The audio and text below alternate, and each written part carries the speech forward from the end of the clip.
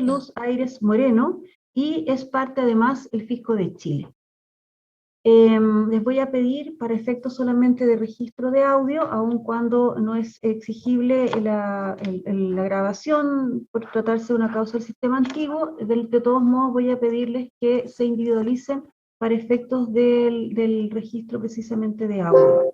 En primer lugar, quisiera el nombre del abogado que comparece por el condenado Quintana. Su señoría, muy buen día. Comparece Robinson Olivares Medel, abogado, ¿cierto? Por la parte recurrente de don Raúl Quintana Salazar, del SPA de abogados Balmaceda Hoyos, con notificación, o sea, conforme a notificación ya indicada en auto. Solamente su nombre, por favor. ¿Cómo no? El condenado Torré. Muy buenos días, su señoría ilustrísima. Buenos días a todos, abogado Claudio Morales Pérez. Muchas gracias. Por el condenado Orvieto. Buenos días, su señoría. Caterina Ñeco, abogada por la defensa del señor Vittorio Orvieto. Muchas gracias. Por la parte querellante y demandante. Muy buenos días, su señoría. Comparece por doña Luz de las Nieves Aires Moreno, el abogado Francisco Javier Ugaz Tapia. Muchas gracias. Y por el Consejo de Defensa del Estado. Buenos días, señora presidenta. Gastón Salinas, por el Consejo de Defensa del Estado, Fisco de Chile. Muchas gracias. Vamos a escuchar entonces la relación de la causa. Tienes la palabra, Cristian. Muchas gracias, señora presidenta.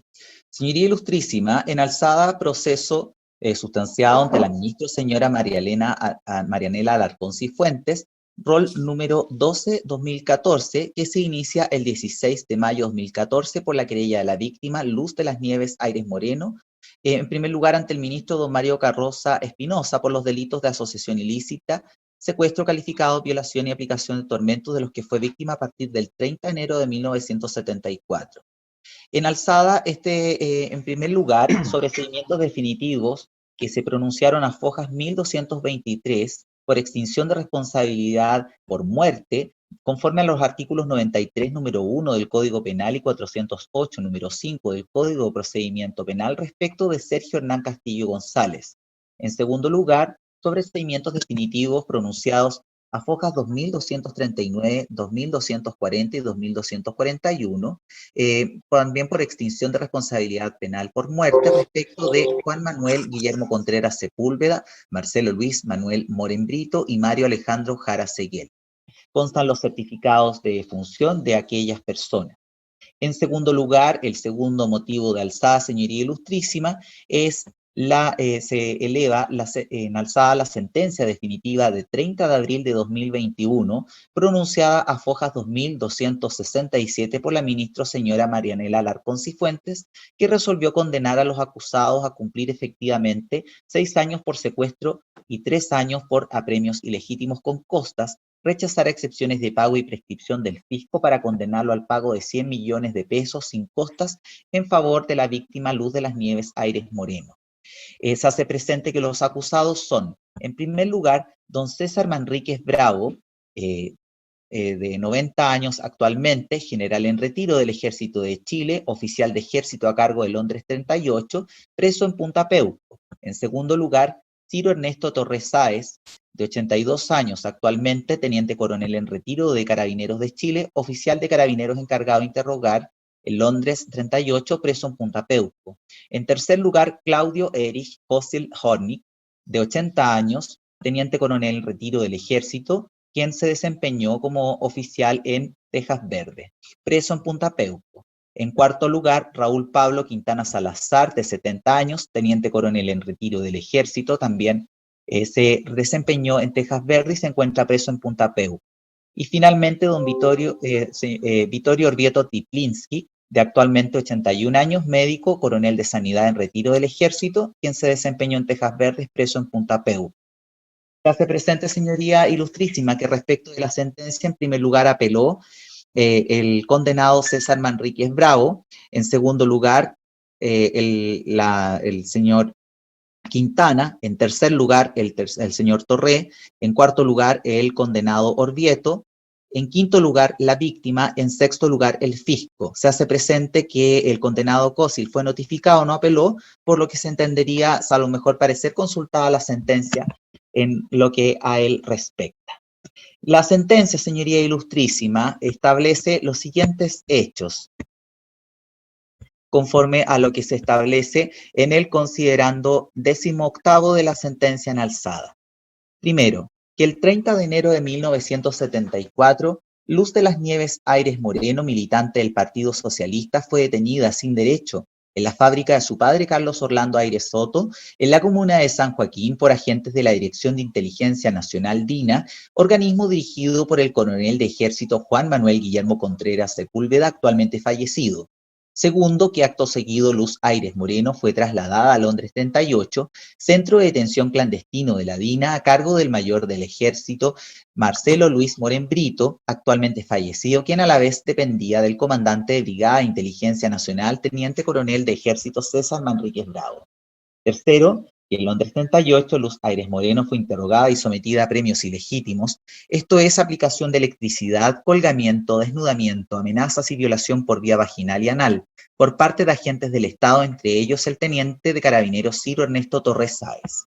Cuarto, que en el transcurso del mes de febrero de 1974, Luz Aires Moreno fue conducida junto a otros detenidos, entre ellos su padre, Carlos Orlando Aires Soto, y su hermano, Carlos Orlando Aires Moreno, hasta la Escuela de Ingenieros Militares de Tejas Verdes, centro de detención de la DINA, ubicado en la comuna de San Antonio, en que cumplían funciones Claudio Erich Kosiel Hornig, Raúl Pablo Quintana Salazar y Vittorio Orvieto Triplinski, lugar en que se le mantuvo encerrada sin derecho y se le sometió a brutales malos tratos físicos y psicológicos. Puntualmente se le infligió golpizas reiteradas, lesiones corporales deliberadas, aplicación de electricidad, amenazas, simulacros de fusilamiento, humillaciones y vejámenes, presencial a torturas aplicadas a su padre y su hermano, desnudamiento, agresiones sexuales. Entre paréntesis, la obligaron a realizar y padecer actos de carácter.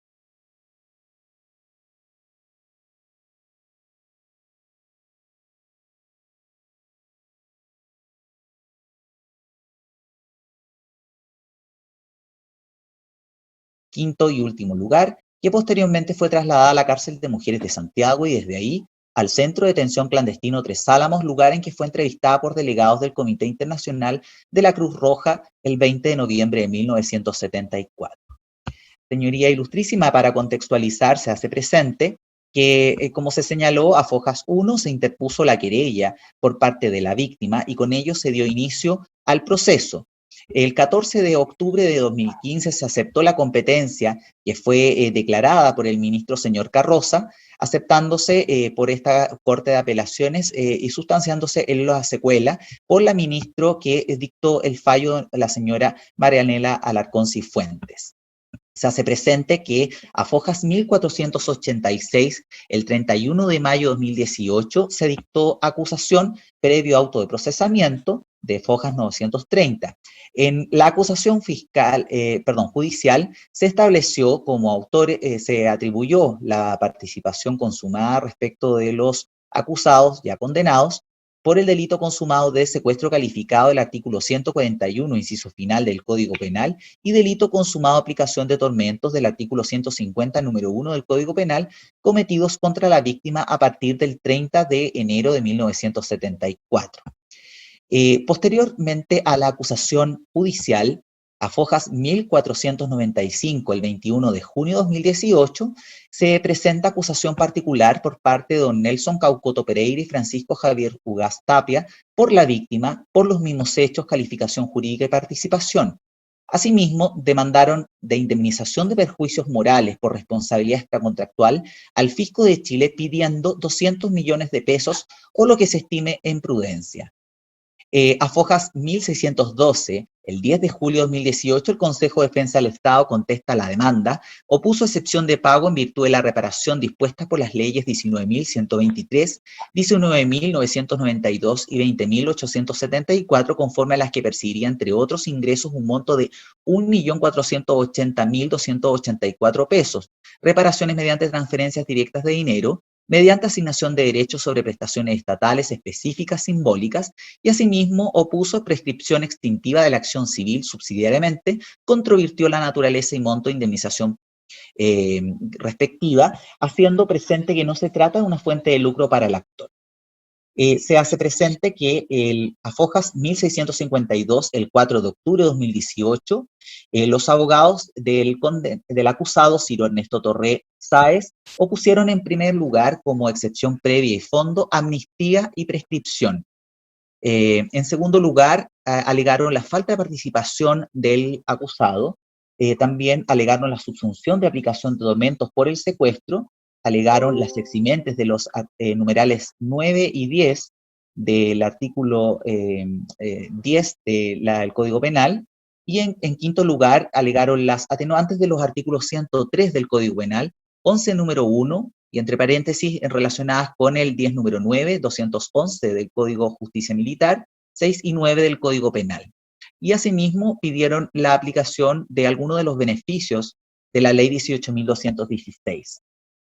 AFOJAS 1767 y 1824, el 11 y 20 de diciembre de 2018, el abogado representante del acusado Raúl Quintana Salazar también opuso excepción previa y de fondo, amnistía y prescripción, falta de participación, recalificación o encubridor o cómplice respecto de su representado, alegó las atenuantes de los artículos 103 del Código Penal, 11, números 6 y 9 del mismo cuerpo legal, y pidió la aplicación de algunos de los beneficios de la Ley 18.216. AFOJAS 1776, el 11 de diciembre de 2018, la abogada del acusado Orvieto Tiplitsky pidió, también alegó, opuso la excepción como previo especial pronunciamiento y también de fondo de prescripción. También alegó la falta de participación y recalificación encubridor o cómplice respecto a su representado, alegó las atenuantes del artículo 103, 11, números 6 y 9 del Código Penal y pidió la aplicación de algunos de los beneficios de la Ley 18.216. Se hace presente que AFOJAS 1801, el 18 de diciembre de 2018, el acusador particular y demandante civil pidió el rechazo de las excepciones. AFOJAS 1812, el 18 de diciembre de 2018, el acusado César Manríquez Bravos también opuso como excepción previa y de fondo la amnistía y prescripción. En segundo lugar, alegó la falta de participación y recalificación encubridor o cómplice, alegó las atenuantes también de los artículos 11, números 6 y 9 y 103 del Código Penal y pidió la aplicación de algunos de los beneficios de la Ley 18.216. También se opuso el acusador particular a demandante civil, rechazándose AFOJAS 1875 y 1883, el 29 de enero de 2019, las excepciones de prescripción y amnistía que se opusieron como previo y especial pronunciamiento, considerando que se trata de delitos de lesa humanidad, es el fundamento principal de esa resolución.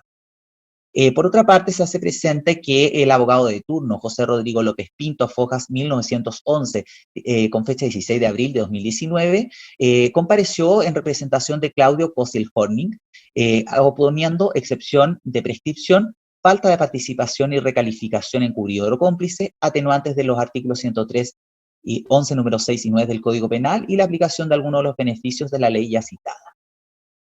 Con estos antecedentes se recibe la causa prueba y en definitiva se dicta la sentencia que en virtud de los siguientes antecedentes que se tuvo en consideración.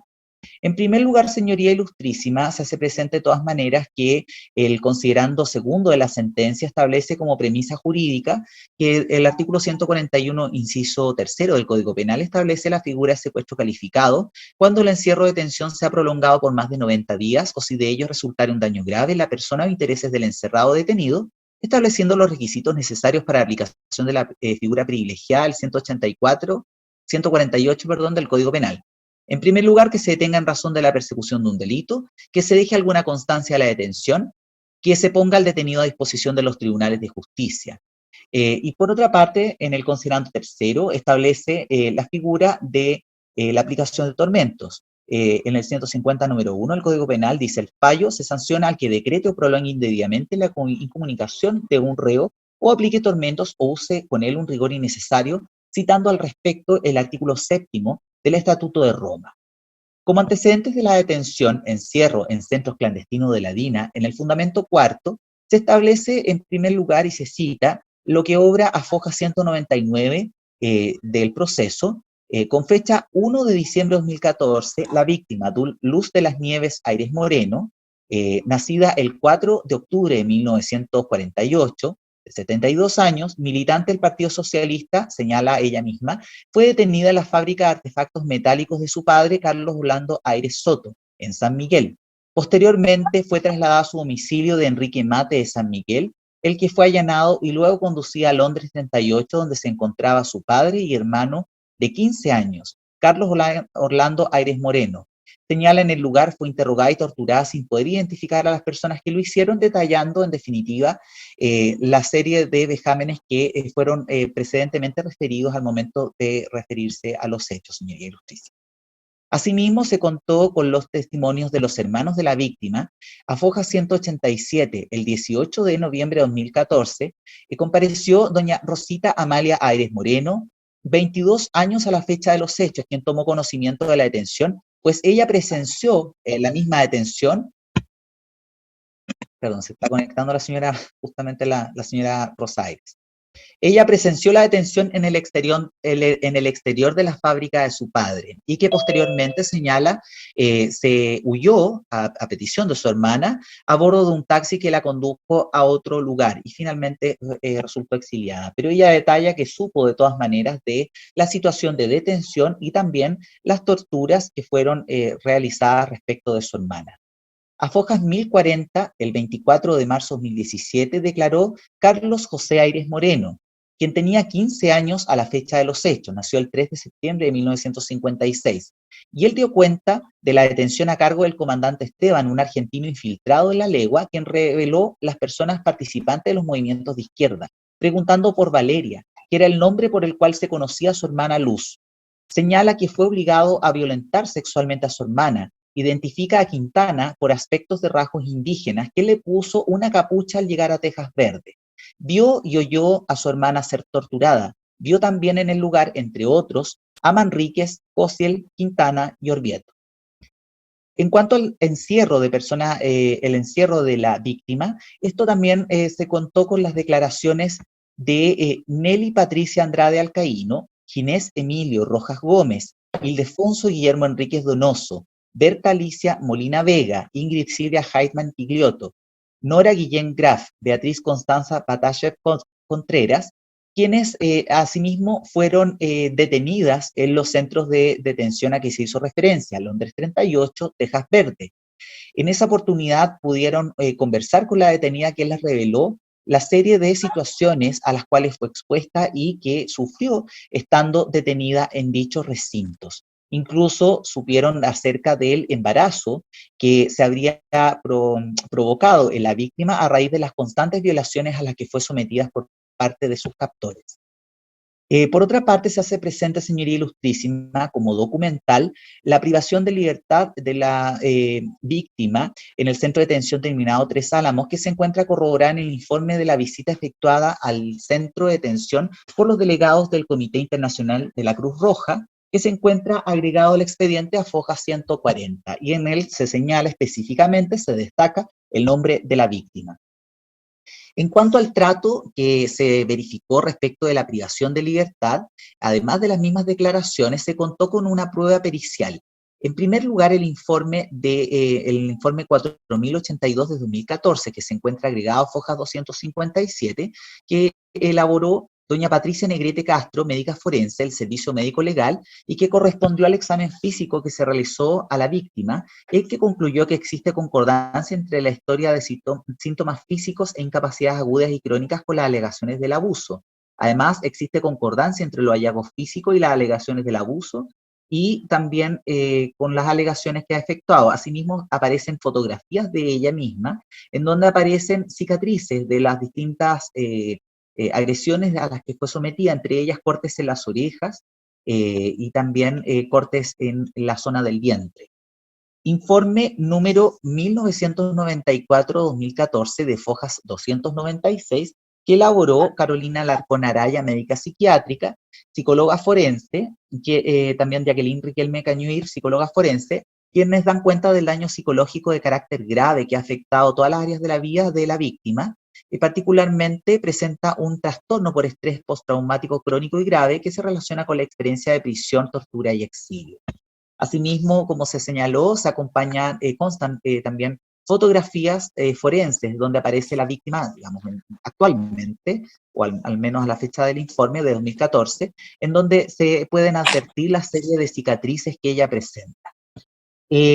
Por otra parte, se destaca el testimonio del agente de la DINA, Samuel Enrique Fuenzalía Devia, de Fojas 820, quien prestó declaración el 12 de septiembre de 2016, el 24 de enero de 2017 y el 24 de enero de 2017 a Fojas 891-894, quien detalla que ingresó a cumplir funciones del Londres 38, señalando que durante 1974 vio detenida y torturada a cargo de Ciro Torré a una mujer rubia de nombre Valeria, viéndolo obligar a su padre a que la viole. En cuanto a la existencia de los centros de detención Londres 38 y Escuela de Ingenieros Militares de Tejas Verdes e identidad de los oficiales a cargo, en primer lugar se contó respecto del primero de Londres 38 con 10 testimonios: Samuel Enrique Fuenzalía Devia, Juan Manuel Guillermo Contreras Sepúlveda, Marcelo Luis Morén Brito, Sergio Hernán Castillo González, Germán Gele Alfaro Mondaca, Jorge Antonio Lepileo Barrios. Este último se destaca porque señala la estructura de Londres 38, asimismo los anteriores. Leónidas Emilio Méndez Moreno, quien a Fojas 1277 el 25 de octubre de 2017 señala que Torré tenía el mando y ordenaba las detenciones e interrogaba él mismo. José Alfonso Ojeda Obando, Héctor Raúl Valdebenito Araya, quien a Fojas 1141 y siguientes, el 27 de junio de 2017, señala que asistió a un curso básico de inteligencia a cargo de Torré y Lorenz, con quienes se desempeñó en Londres 38, siendo jefe de la agrupación Cóndor este último, y Jaime Eugenio Vargas Millán. En cuanto a la calificación, también se contó con la calificación y hoja de vida de César Manríquez Bravo, a Fojas 2179, en que consigna anotaciones de mérito como comandante de la Brigada de Inteligencia Nacional el 5 de abril de 1974 y el 30 de junio de 1974. En cuanto a la Escuela de Ingenieros Militares de Tejas Verdes y entidad de los oficiales a cargo, se contó con 6 testimonios. Ramón Luis Carriel Espinosa, quien a Fojas 434 y siguientes, el 16 de abril de 2015, refiere el traslado y custodia de detenidos que continúan siendo interrogados en Tejas Verdes, provenientes de Londres 38, quienes venían en muy mal estado, según lo que señala.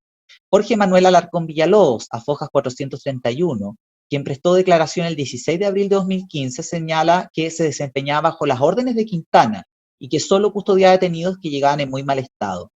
Fernando Armando Cerda Vargas, a Foja 267, el 29 de diciembre de 2014, quien se indica a Cociel como parte del grupo de interrogadores. Raúl Díaz Reyes, quien a Fojas 1421 y siguientes, el 6 de marzo de 2017, también prestó declaración en el mismo sentido. Valentín del Carmen Escobedo Azúa, a Fojas 263, el 29 de diciembre de 2014, describe la situación de detención y tortura mencionando a Quintana como parte del grupo de tortura. Y finalmente, Manuel Jesús Zamorano Cortés, quien a Fojas 1096, el 10 de mayo de 2017, señala que Seguiel estaba a cargo de una compañía de reservistas, entre ellos Quintana, quien impartía órdenes a sus subordinados para interrogarlos. Al respecto, señoría ilustrísima, se contó también con la calificación y hoja de vida de Claudio Cossey Horning, quien consigna anotación del 26 de febrero de 1974 por parte del coronel Manuel Contreras Sepúlveda. Entre comillas, se señala, ha demostrado un gran valer físico y moral y una enorme lealtad, habiendo participado activamente en interrogatorios de detenidos de la DINA, consiguiendo resultados halagadores como el descubrimiento de 5 individuos ejecutantes del Plan Z. Y además se contó con la calificación y hoja de vida del mayor de Sanidad Vittorio Orvieto Tiplitsky, una nota de mérito por su participación en los interrogatorios de fecha 26 de febrero de 1974. Establecidos los hechos en base a dicha prueba, se establecen en definitiva los hechos antes mencionados, se establece que todos ellos constituyen una presunción judicial, en virtud de la cual se puede configurar el secuestro calificado y aplicación de tormentos, que constituyen delitos de lesa humanidad conforme a lo que se consigna en el fundamento 20º de la sentencia, teniendo presente lo dispuesto en el artículo 7º del Estatuto de Roma, señalando que la víctima no solo fue ilegal y arbitrariamente privada de su libertad, sino que estando bajo la custodia de agentes del Estado, fue sometida a inhumanos malos tratos físicos y psicológicos, acciones que además de infringir el deber de respeto a los derechos humanos que como representante del Estado correspondía a sus autores, se alejan de los principios de necesidad, proporcionalidad y responsabilidad, ya que se encontraron al margen de toda consideración por persona y su dignidad inherente. Se establece en consecuencia la participación de los acusados, quienes, en primer lugar, el acusado César Manríquez Bravo, a Fojas 467, el 3 de junio de 2015, señala que en diciembre de 1973 el coronel Contreras le encomendó dirigirse a la localidad de Santo Domingo para hacerse cargo de las instalaciones que albergarían al personal de la DINA, permaneciendo solo hasta enero de 1974, cuando se trasladó a Rinconada de Maipú, y luego en noviembre del mismo año se trasladó a Rancagua, desconociendo lo ocurrido con la víctima Aires. Luego también se señala, se tiene presente que prestó declaración el acusado Ciro Ernesto Torres Sáez, a Fojas 702, 880, 891. La primera declaración es de 11 de enero de 2016. Señala se integró con el grado teniente a la Dirección de Inteligencia Nacional, que su instructor fue Manríquez, que habilitó Londres 38 y que a cargo del lugar se encontraba Moren y Krasnov, hacia donde llegaron detenidas personas del MIR. Detalla, la Brigada Caupolicán se componía con distintas agrupaciones, específicamente Cóndor, que estaba a su cargo, cuya misión consistía en tramitar órdenes confidenciales que emanaban del cuartel general sin relación con la detención de detenidos.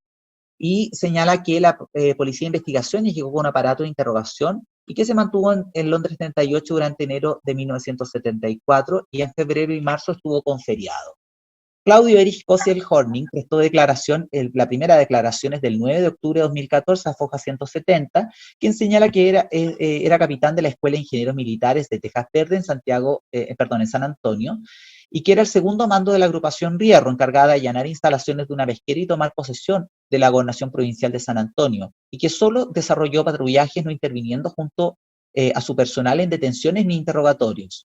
En cuarto lugar, el acusado Raúl Pablo Quintana Salazar prestó declaración por primera vez a Fojas 462 el 26 de mayo de 2015, llamado en octubre, señala, de 1973 por el coronel Contreras, Servicio Tejas Verdes, como guardia de los cuarteles 1 y 2 para realizar patrullajes.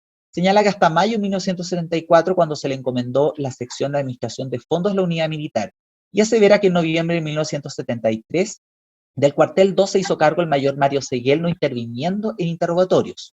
Finalmente, el médico Vittorio Orvieto Tiplitsky prestó declaración, la primera, a Fojas 471 el 3 de junio de 2015, señaló que él se desempeñaba como capitán de sanidad en Tejas Verde, que no correspondía a la atención de detenidos, sino solo el personal de la unidad.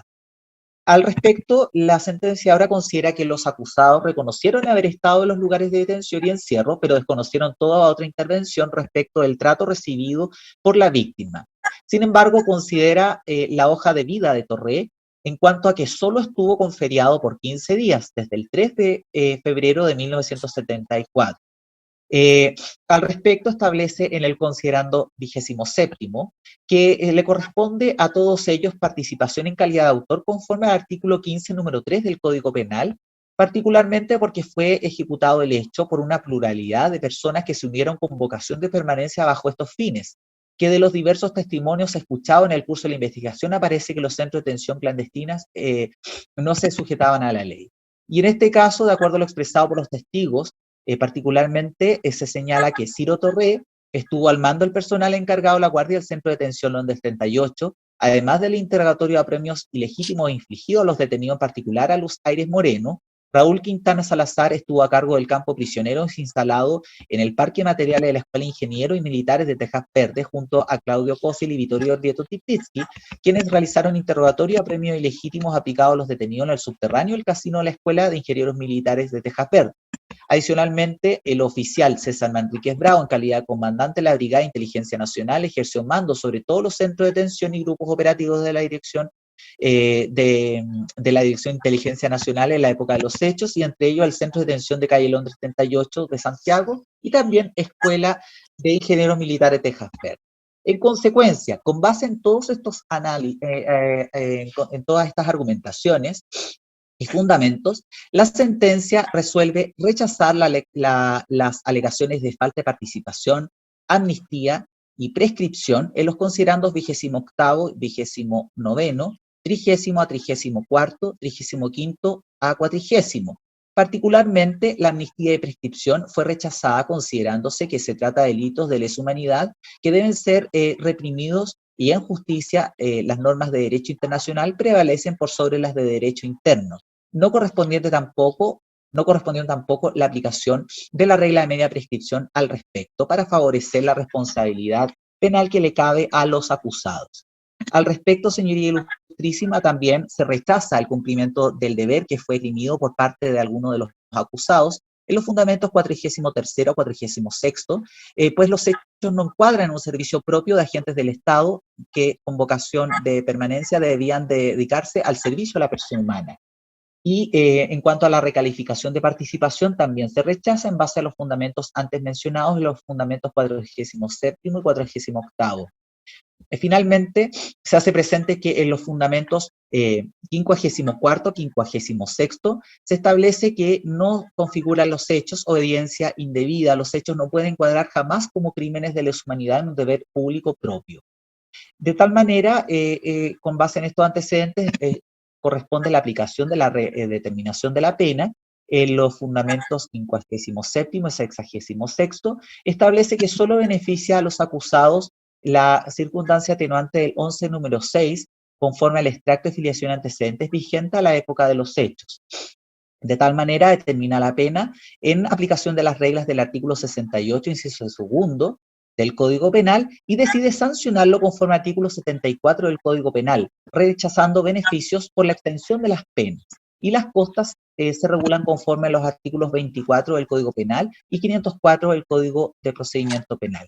En lo civil, señoría ilustrísima, señalo que se contó con el ordinario 59.595 de 2019 del Instituto de Previsión Social de Fojas 2010, en que se informa que Luz de las Nieves Aires Moreno, en calidad de víctima de prisión política y tortura, ha recibido beneficios de reparación de las leyes 19.234, 19.992, 20.874.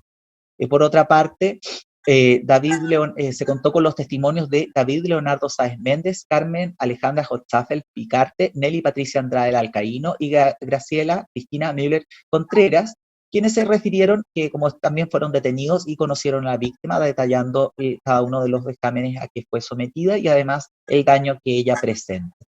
Asimismo, se contó con un informe sobre daño y consecuencias sociales, morales y salud mental sufrido por los sobrevivientes de tortura, extracto de norma técnica para atención de salud en personas afectadas por represión política.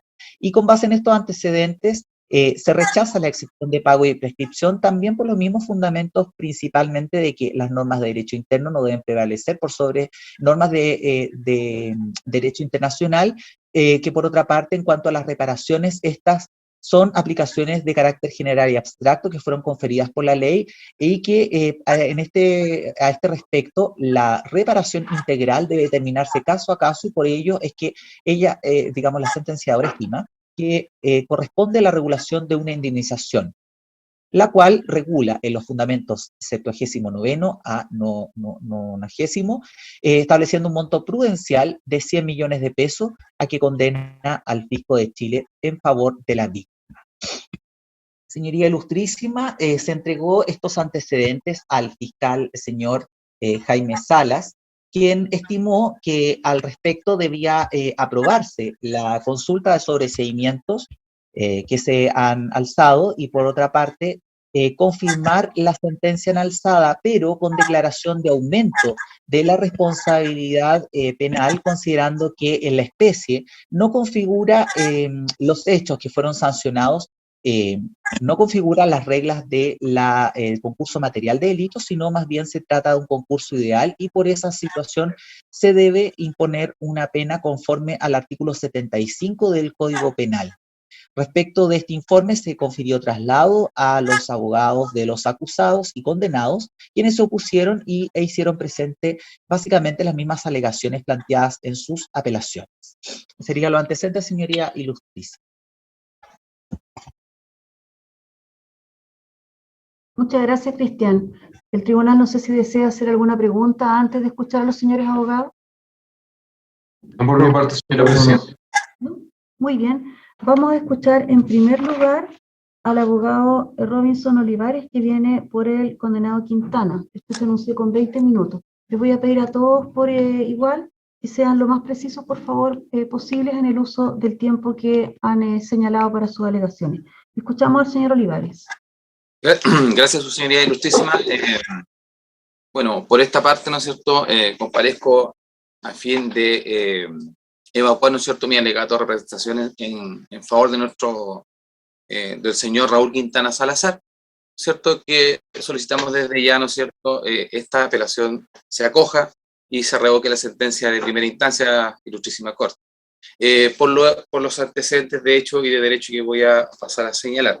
Bueno, mi representado es un señor, ¿no es cierto?, de la tercera edad, como lo señaló el señor relator, ¿no es cierto?, y que ha sido condenado a una pena de 6 años de presidio mayor en su grado mínimo por el delito de secuestro calificado y de 3 años de presidio menor en su grado medio como autor del delito de apremio ilegítimos más las penas accesorias. Ilustrísima Corte, en primer lugar quiero señalar que mi representado está siendo condenado de manera errónea. ¿Y en qué baso estos antecedentes, no es cierto? Ya que aquí hay elementos de convicción en los cuales se han recurrido a aquellas declaraciones que se han mencionado en auto. Y estas presunciones, como bien dice el artículo 488 del Código de Procedimiento Penal, tienen que ser evidentes, tienen que ser reales, se tienen que, de alguna manera, ¿no es cierto?, poder establecer de manera fehaciente y clara. Ahora acá, ¿por qué lo señalo que es de manera errónea, ilustrísima Corte? Porque nuestro representado, don Raúl Quintana Salazar, ¿no es cierto?, sin perjuicio de los antecedentes que se vierten en esta causa, se señala que era un subteniente del ejército, siendo que lo que nosotros queremos aclarar y poder manifestar es que el señor Quintana era solo un reservista movilizado. ¿Y qué significa esto?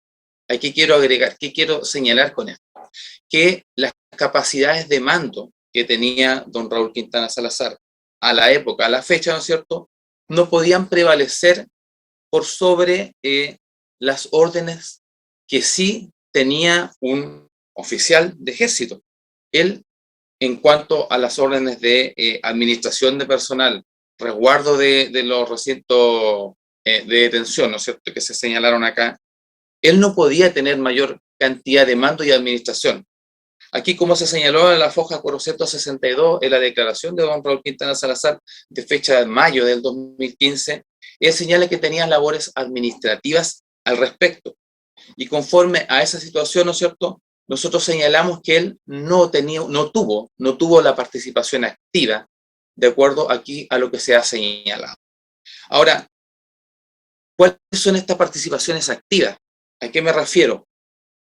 El ingreso de detenidos, en la custodia de los mismos. Dentro de aquí se ha indicado que nuestro representado como reservista movilizado no tenía esas atribuciones, no tenía ese mando. Ahora, más puntualmente, quiero indicar que el señor Ramón Carriel Espinosa, él sí estuvo designado a cargo del campo de prisioneros, ¿no es cierto?, y quien además recibía a estos detenidos, ¿ya? Ahora, aquí se produce una confusión, ilustrísima Corte, en la apreciación que realiza el fiscal judicial, porque en su informe se señala que nuestro representado tuvo activa participación, según lo dicho, ¿no es cierto?, en Londres 38, siendo que esta circunstancia se encontró siempre a cargo de otro oficial, que no era el señor Quintana, ¿ya? Él nunca estuvo a cargo de ese recinto. Ahora, en estos autos queremos señalar que también se indica o se señala que nuestro representado, el señor Quintana, había participado del grupo de interrogadores, cosa que tampoco fue así, su señoría. Que estaba a cargo, era el mayor Mario Jara, sí. Mario Jara, ¿no es cierto?, en los autos señalados en el rol 29-2008 Tejas Verde. Él sí era un interrogador. Lo que quiero tratar de indicar para poder sustentar nuestra teoría, ¿no es cierto?, es que el señor Quintana, por ser un movilista, un reservista movilizado, perdón, estas atribuciones de mando y de cargo son sostenibles y ostensiblemente minoritarias. Bajan absolutamente esta decisión de mando, ¿ya?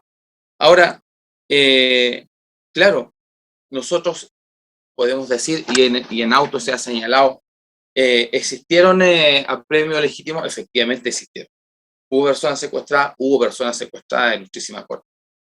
Ahora, de estas instancias o de estas situaciones, ¿cuáles de ellas se pueden probar efectivamente, en las cuales haya participado nuestro representado? Ninguna, su señoría.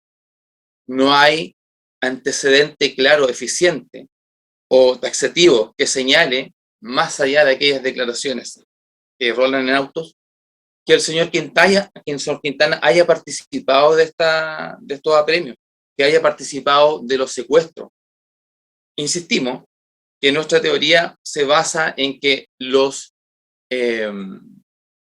antecedentes en los cuales se indica que el señor Quintana haya tenido esa participación activa no se encuentran acreditados en autos. De acuerdo a las detenciones, a los interrogatorios o a las torturas, nuestro representado, según a Fojas 462, en la cual él presta su declaración en el año 2015, lo indica, lo señala de manera clara y precisa que él no tuvo participación al respecto. Ahora, ¿por cuáles medios de prueba el sentenciador quiere condenar al señor Quintana? No existen. A modo de esta defensa, no son claras, no son taxativas. Y por lo mismo, quisiera preguntar, ¿cuál es la participación que tuvo el señor Quintana? ¿Cuál fue la participación activa de él? A modo de este defensor, entiendo que no es así. No fue de esta manera. Entonces, ¿participó en los secuestros? No está acreditado. ¿Participó en la detención? Tampoco, señoría. Pero esto se tiene que tratar de dilucidar en esta etapa, en esta etapa procesal. Como no está claro y no está determinado de manera eficiente, de manera precisa, esta responsabilidad del señor Quintana, a modo de ver, lo vemos total y absolutamente descartado, ilustrísima cosa, ¿ya? Ahora, en un supuesto que él hubiese sido coautor, señalemos coautor de qué. Porque nuestra legislación, nuestro Código Penal no identifica un coautor. Entonces tendríamos que hablar ¿qué? De un autor mediato, de un autor intelectual. ¿Ah? No es así, su señoría.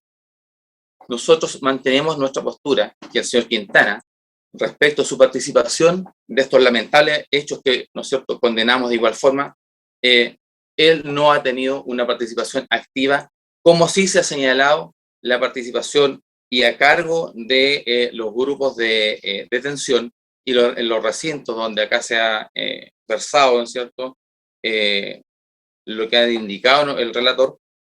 El señor Quintana ha tenido una participación muy, muy baja. Ahora, si este razonamiento de la Corte Ilustrísima no absuelve a nuestro representado o no recoge nuestra petición, en lo absoluto queremos indicar que estos plazos ya están prescritos, su señoría Ilustrísima. Han pasado más de 40 años en los cuales estos lamentables hechos ocurrieron. Ahora, queremos señalar que desde el año 2009 entró en vigencia en nuestro código o en nuestro ordenamiento jurídico los delitos de lesa humanidad, ¿ya? Posterior o anterior a esta fecha no había sido así, no había ocurrido y, como le digo anteriormente, también se encuentra el Estatuto de Roma, en los cuales nosotros hacemos mención en relación a estos hechos. Ahora, nosotros también condenamos estos hechos que lamentablemente ocurrieron, pero son hechos que, a juicio de este defensor, indicamos que ya ha transcurrido un tiempo suficiente, 40 años, en los cuales lamentablemente estos hechos han pasado. Ahora, también hacemos mención a la ley 20.357, Ilustrísima Corte, en los cuales hace mención de los delitos de lesa humanidad. Y como si me permiten una lectura muy resumida, en el artículo 44 dice que los hechos de que se trata esta ley son contenidos con anterioridad a la promulgación, continuarán rigiéndose por la normativa vigente a ese momento. Y nosotros señalamos que a consecuencia de esto, la entrada en vigencia es a partir del año 2009. Con todo esto, y dicho esto, Ilustrísima Corte, y conforme al Estatuto de Roma, la imprescriptibilidad para aquellos hechos que ocurrieron y que tuvieron forma posterior a esta entrada en vigencia, esta norma no debiera ser aplicada en este caso para nuestro representado.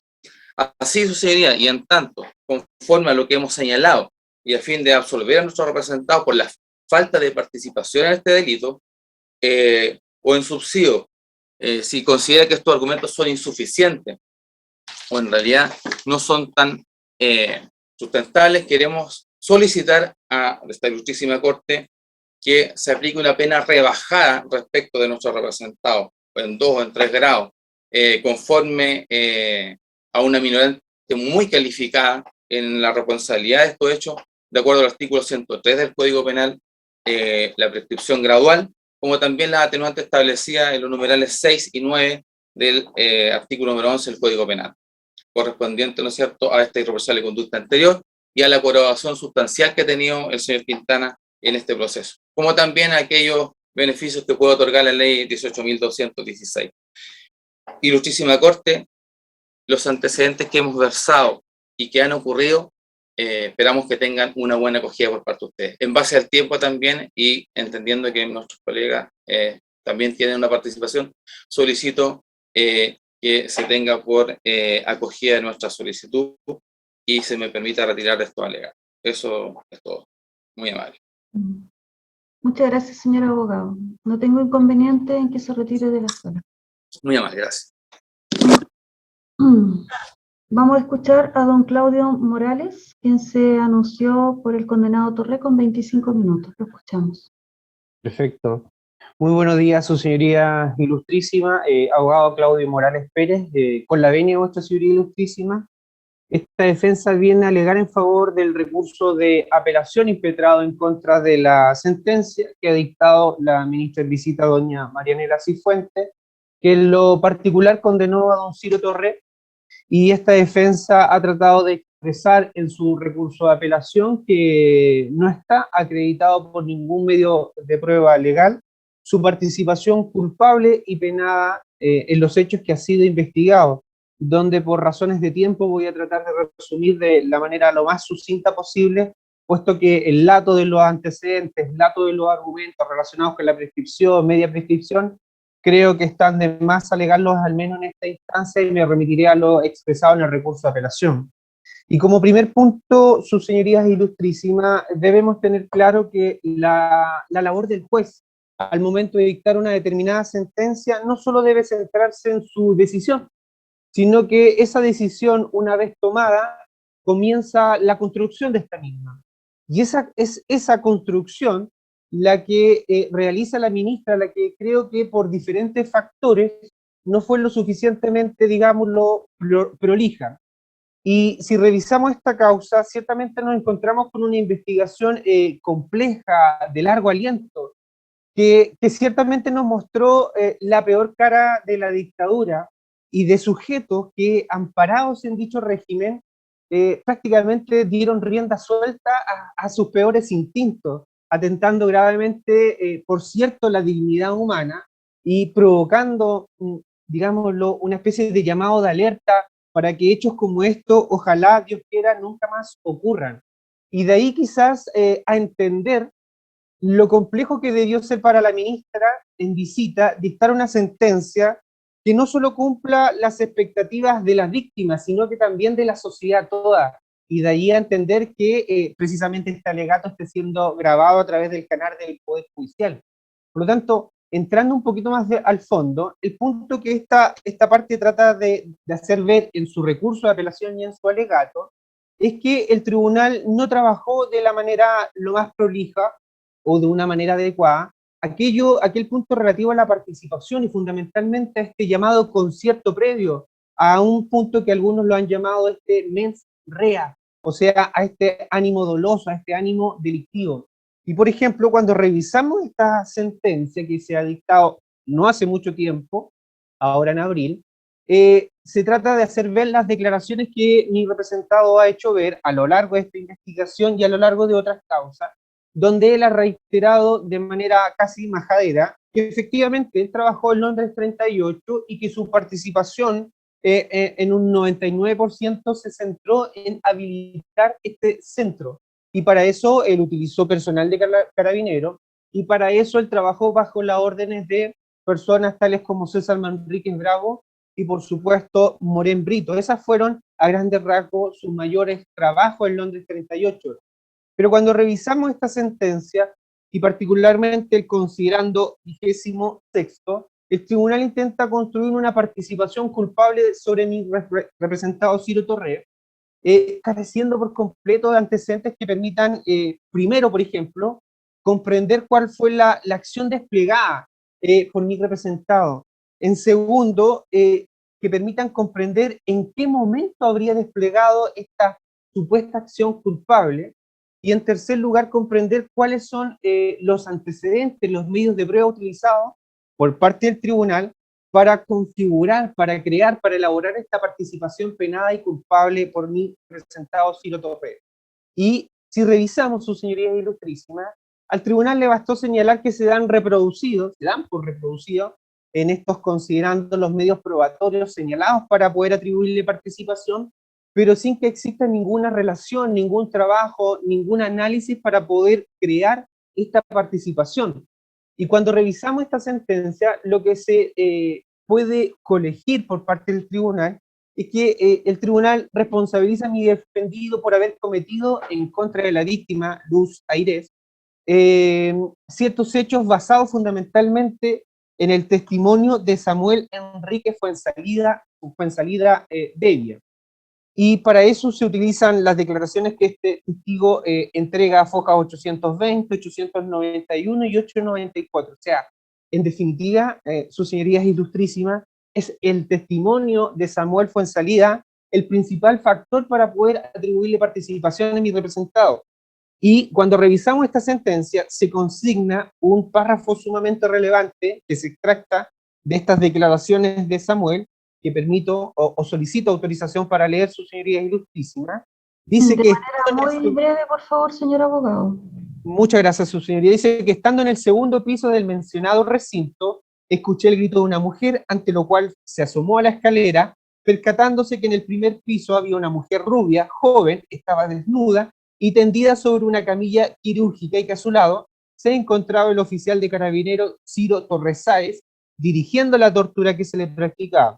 Que la mujer se apodaba Valeria, que luego Ciro Torre hizo traer al padre de la mujer y la obligó a mantener relaciones sexuales con ella, que le consta que algunos detenidos fueron trasladados desde Londres 38 a Tejas Verde. Este es como el principal párrafo donde se le imputa una participación a mi representada. Este es en definitiva el único medio probatorio que el tribunal tiene para sustentar estas imputaciones a mi representado, y la pregunta que viene de cajón es: ¿ello es suficiente?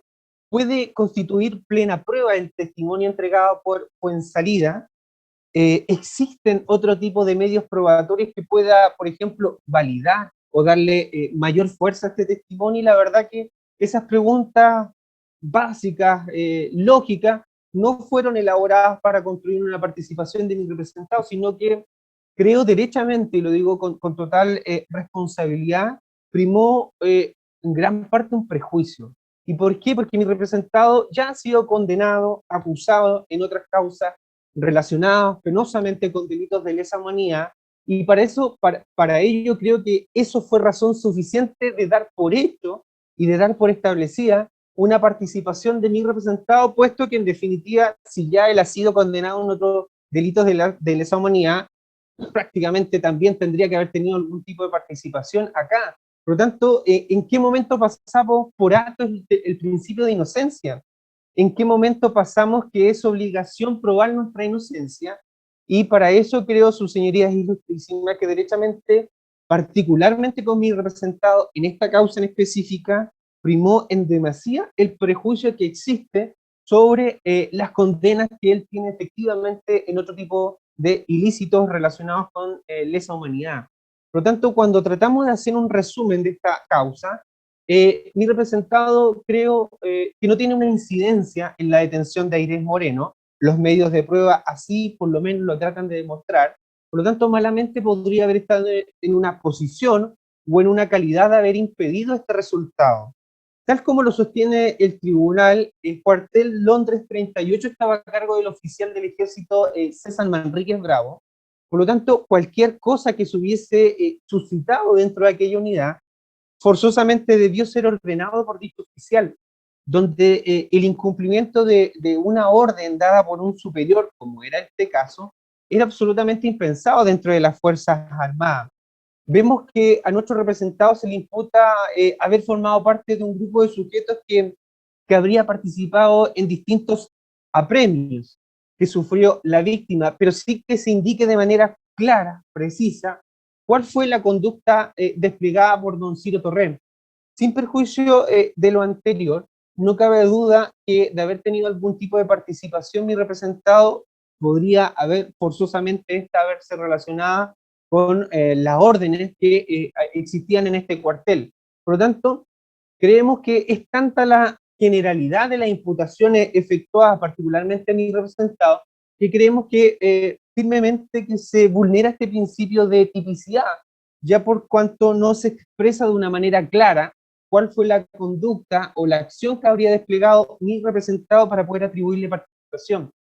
Y cuando tratamos de analizar en conjunto todas estas antecedentes, toda esta carpeta, vemos que efectivamente existen dudas justificadas sobre la real participación de mi representado en estos hechos que motivan esta presente causa. Y por ejemplo, si esto lo tratamos de revisar a la luz del nuevo sistema procesal penal, y particularmente el artículo 297 del Código en relación al artículo 340, el tribunal no podría haber emitido un veredicto condenatorio, puesto que resulta imposible haber adquirido aquella íntima convicción, aquella convicción necesaria, más allá de toda duda razonable en la presente causa, puesto que existen múltiples dudas, y esas dudas son más que razonables.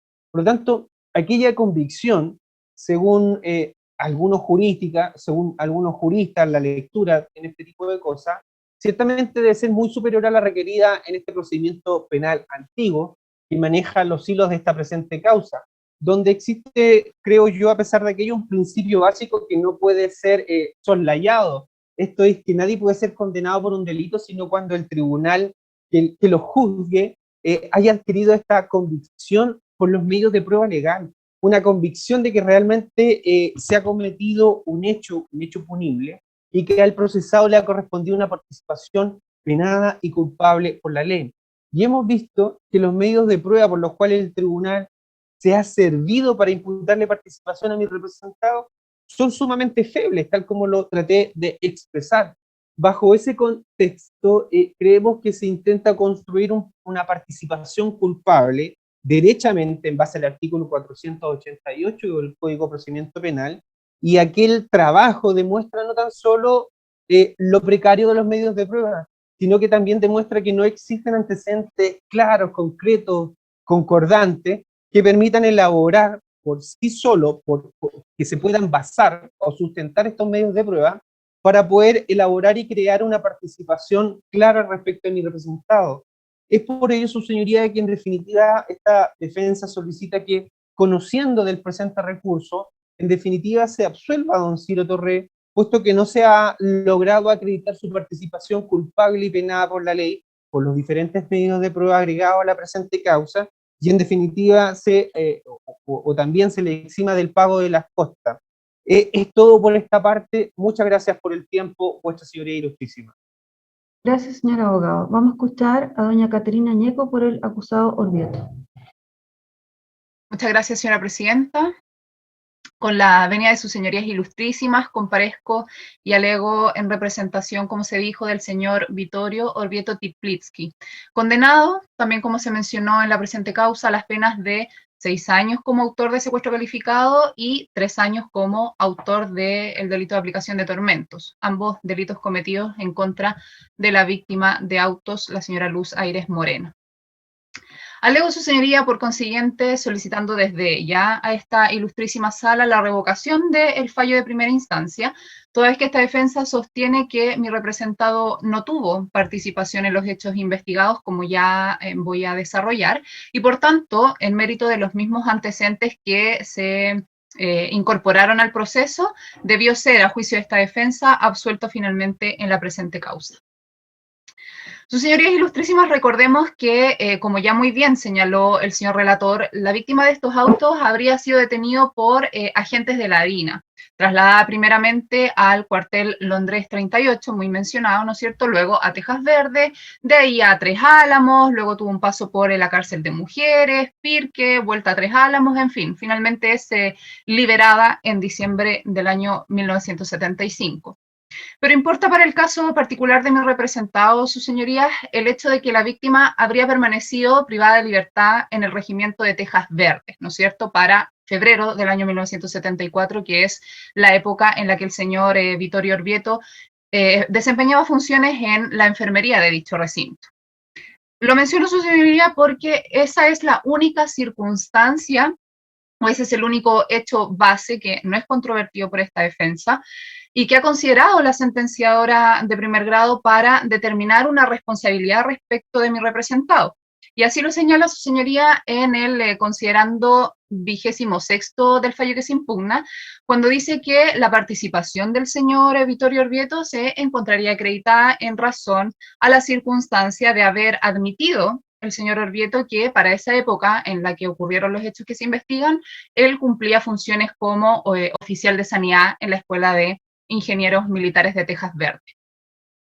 Sin embargo, su señoría, y por supuesto muy en contrario a la opinión de la sentenciadora, esta defensa ha sostenido a lo largo del proceso que, de acuerdo al mérito de los antecedentes que obran en el expediente, lo cierto es que no se ha logrado acreditar la participación activa o la participación dolosa del señor Vittorio Orvieto Tiplitsky ni en el secuestro de la víctima de autos, ni tampoco en la aplicación de tormentos respecto de ella. ¿Y por qué lo señalamos de esa manera, su señoría? Porque no existe ninguna prueba legal, ¿no es cierto?, en el expediente que permite establecer desde una perspectiva fehaciente la responsabilidad del señor Orvieto en esta calidad que se le está atribuyendo, cuál es la de autor en los hechos investigados. Sus señorías ilustrísimas, en el considerando 25º del fallo de primera instancia, se citan muy brevemente las declaraciones prestadas por mi representado. En todas ellas, el señor Orvieto ha sostenido lo mismo, digamos, que para la época en que habrían ocurrido estos hechos, él efectivamente sí se desempeñaba como oficial de sanidad. Él integraba la enfermería de la Escuela de Ingenieros Militares de Tejas Verde. Y también menciona que esa enfermería estaba dirigida por el entonces mayor Juan Fernández Dávila Kessler, dentista para la época. Y esa sección también estaba integrada además por otros 3 enfermeros militares, es decir, había un total de por lo menos 5 profesionales de la salud en ese recinto. Ya voy a volver a ese punto. Especifica también su señoría en esas declaraciones cuáles eran sus funciones dentro de la enfermería de Tejas Verdes, cuáles eran sus horarios para dentro de ese recinto, en qué otros lugares ejercía sus funciones como profesionales. Indica también quiénes eran los demás intervinientes en ese recinto, como ya mencioné, y hace aclaraciones respecto a sus turnos. Él señala que trabajaba un poco más de 2 horas dentro del recinto de Tejas Verdes, porque además también prestaba servicios en el Hospital de San Antonio por las mañanas. En las tardes también trabajaba como particular del Sindicato de Pesca y Arrastre de San Antonio, y además él también tenía su consulta particular. Todo ello se logró acreditar, ¿no es cierto?, en la etapa procesal correspondiente, digo. Pero todos esos antecedentes o esos detalles en sus declaraciones parece que no importaron al momento de dictarse finalmente el fallo, porque lo que decide la sentenciadora es condenarlo igualmente y argumenta su decisión de condena respecto de él basado en estas 2 circunstancias que ya he venido mencionando, ¿no es cierto? Que mi representado era médico para la época y que cumplía funciones en Tejas Verdes, pero no hace eco de ninguno de los detalles de estas declaraciones o de las funciones que él prestaba. Entonces, lo que parece grave, su señoría, es que para avalar esa teoría la sentenciadora no tiene otros antecedentes, diversos, por supuesto, a estos que ya he mencionado.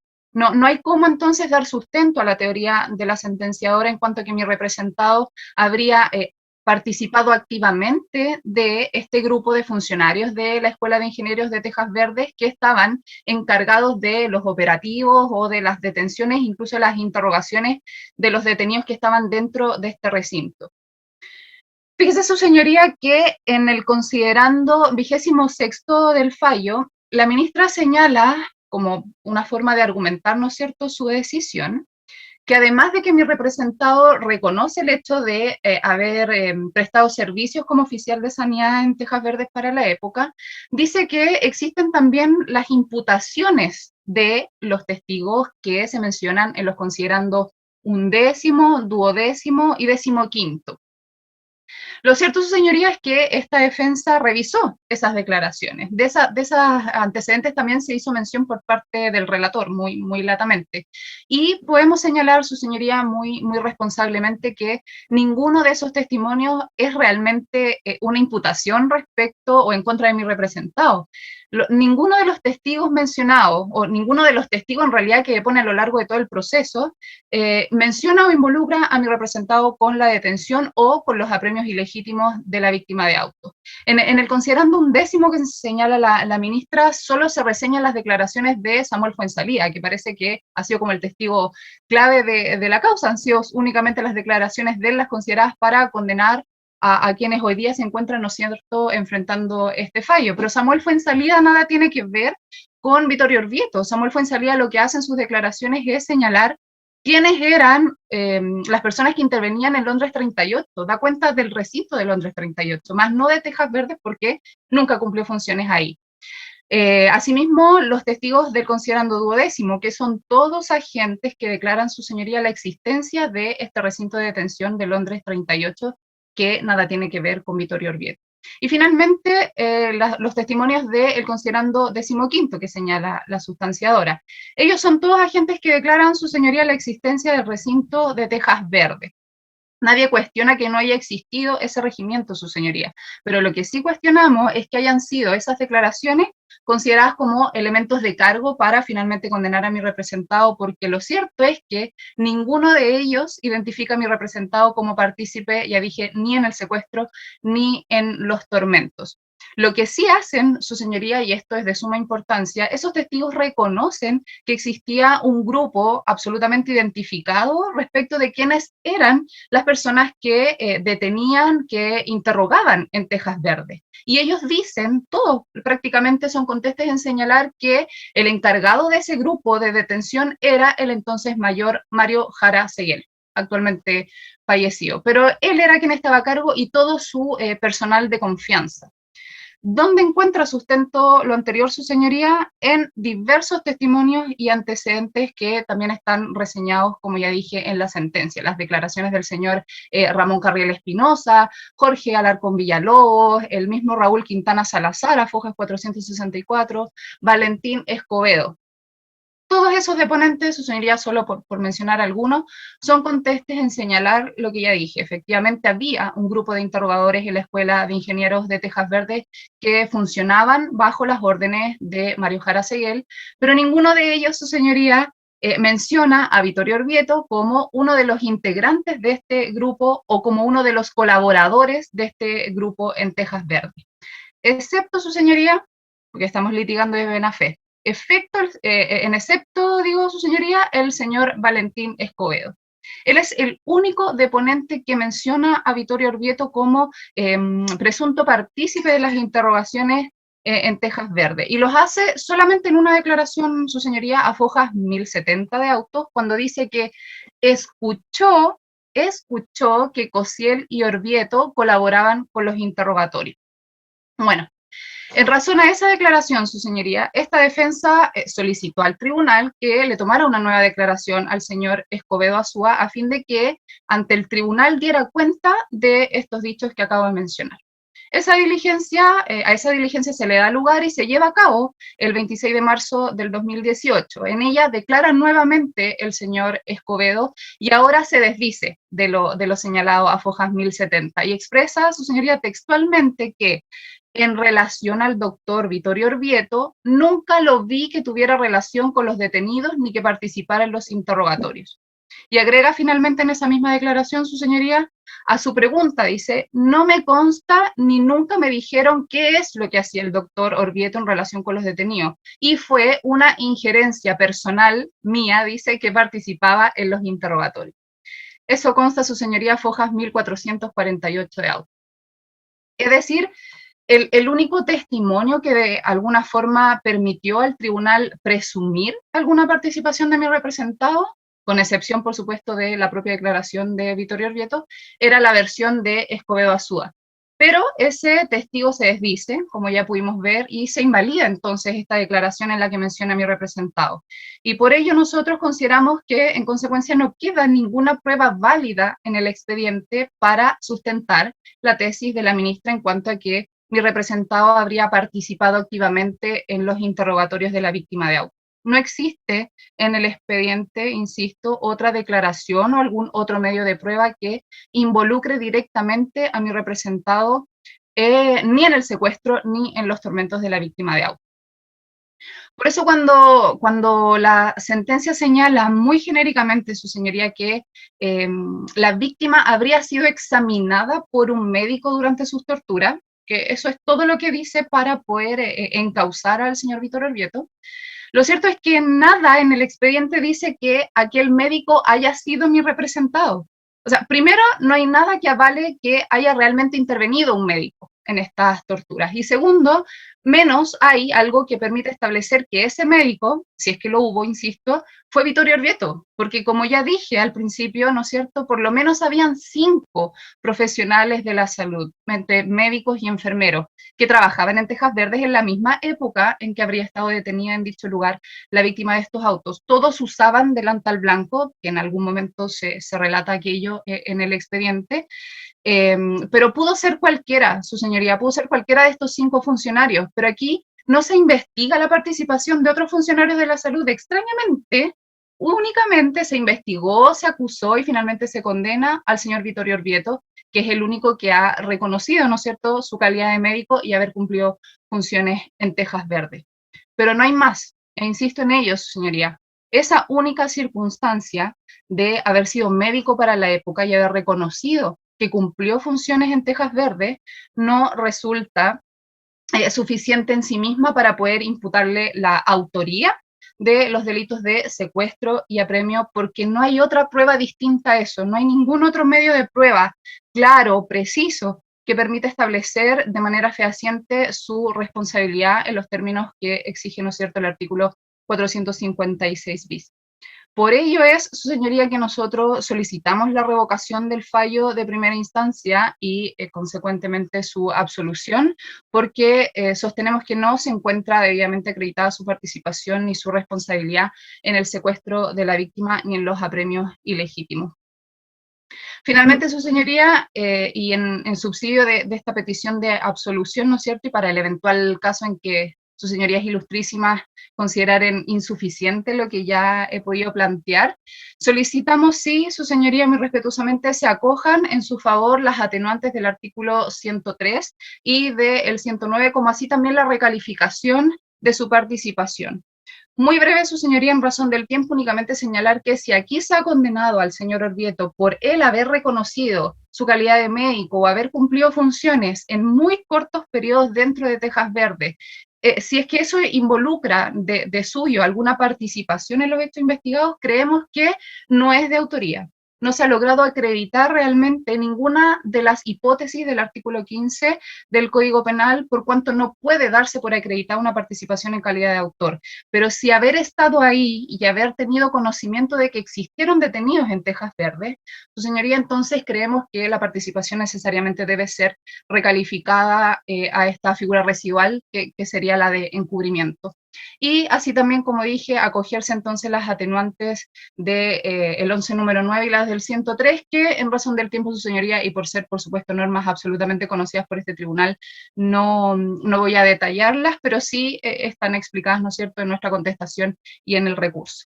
Por esas consideraciones, su señoría, y considerándose esto último, una recalificación en su participación y las atenuantes que ya hemos solicitado, creemos que debieran entonces rebajarse la pena en los grados que sus señorías ilustrísimas consideren conforme a derecho, y en su virtud entonces se le conceda alguno de los beneficios establecidos en la ley 18.216. Es cuanto puedo alegar, su señoría. Muchas gracias. Muchas gracias, señorita abogada.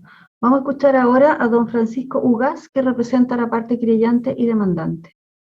Muchas gracias, señora presidenta. Con la venia de su señoría ilustrísima, muy buenos días. Comparece por la parte querellante particular, demandante civil y apelante en estos autos en representación de doña Luz de las Nieves Aires Moreno, solicitando a este ilustrísimo tribunal se acoja el recurso de apelación presentado por esta parte en contra de la sentencia definitiva de primera instancia dictada el día 30 de abril del presente año por la señora ministra en visita extraordinaria, doña Marianela Cifuentes Alarcón, y que ha sido individualizada previamente por parte del señor relator, solicitando asimismo que se enmiende conforme a derecho la resolución atacada y en definitiva se confirme dicha sentencia definitiva de primera instancia, con la declaración de que se elevan las penas en los términos que seguidamente señalaré y asimismo que se eleva el monto indemnizatorio en el aspecto civil, también en los términos en que seguidamente argumentaré, y lo anterior en atención a los fundamentos y antecedentes que a continuación expondré.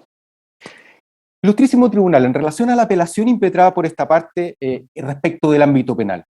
Particularmente, Ilustrísimo Tribunal, esta parte estima que no corresponde aplicar el artículo o la circunstancia atenuante de responsabilidad penal prevista en el artículo 11, numeral 6 del Código Penal en favor de los sentenciados en primera instancia. Esto especialmente para fundamentar lo anteriormente expuesto, Ilustrísimo Tribunal, quisiera señalar en primer lugar que en los basamentos 57º, 59º, 61º, 63º y 65º, todos de la sentencia dictada por el Tribunal de Base, se reconoce a los 5 sujetos condenados en la presente causa la circunstancia de irreprochable conducta anterior prevista en el artículo 11, numeral 6 del Código Penal.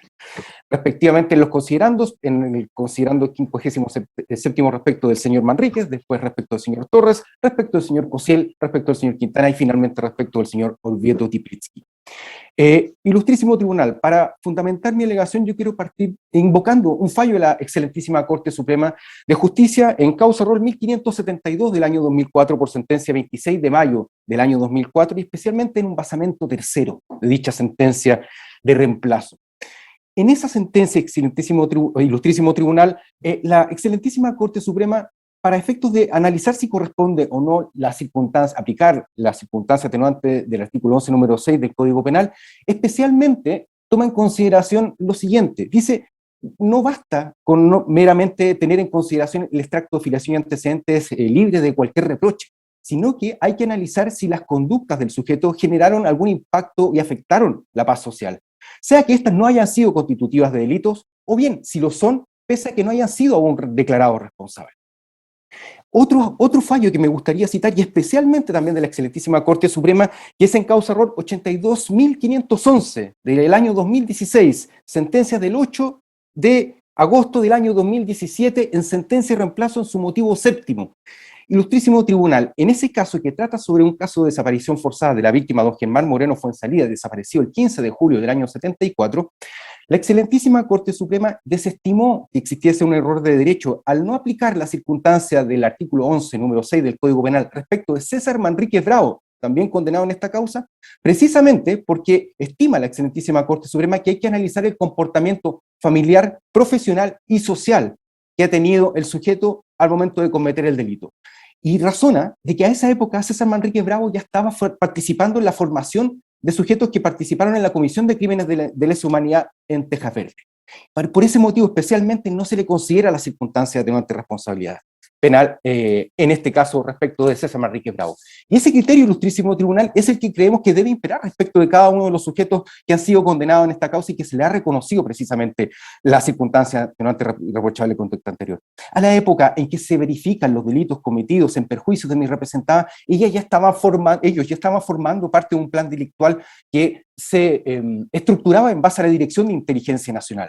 ya habían sido formados, estaban trabajando en recintos de detención y tortura y de exterminio, ilustrísimo tribunal. Entonces no se puede predicar respecto de ellos que efectivamente hayan tenido una irreprochable conducta anterior a la época de comisión de los hechos. Si efectivamente su señoría acoge la apelación en esta parte que ha presentado esta parte, valga la redundancia, aquí también hay consecuencialmente algunos errores en las normas de determinación de pena, y especialmente porque si no concurre la circunstancia del artículo 11, número 6 del Código Penal en favor de los sujetos condenados, debe aplicarse no la norma del artículo 68, inciso segundo del Código Penal, como señala el tribunal en su basamento 67º, sino que es la norma prevista en el mismo artículo 68, pero en su inciso primero, y el tribunal puede determinar la pena dentro de todo el marco punitivo fijado por la ley. Y en ese sentido, excelentísimo tribunal, y especialmente teniendo en consideración la extensión del mal causado a mi representada, que ha sido también expuesto particularmente en los informes periciales que han sido evacuados la presente causa por parte del Servicio Médico Legal en base a las normas del protocolo de Estambul, primero en el examen físico realizado por la doctora Negretti, y también de psiquiatría forense respecto a mi representada, que da cuenta del daño que se le ha causado y que este pervive y perdura hasta el día de hoy. Además de los brutales hechos, ilustrísimo tribunal, que nosotros hemos tenido la ocasión de conocer en el marco de este procedimiento y que han sido señalados por el señor relator y que figuran en el basamento 18º de la sentencia que ha sido impugnada. Y en ese sentido, ilustrísimo tribunal, esta parte solicita que se aplique la mayor sanción punitiva respecto a los sujetos condenados en la presente causa, imponiéndosele a ellos las penas en relación al secuestro calificado de 20 años de presidio mayor en su grado máximo, y en relación a la aplicación de tormentos de orden sexuales particularmente, la pena de 5 años a cada uno de los sujetos condenados por su participación en calidad de coautores en los referidos delitos, además de las penas accesorias legales, ilustrísimo tribunal.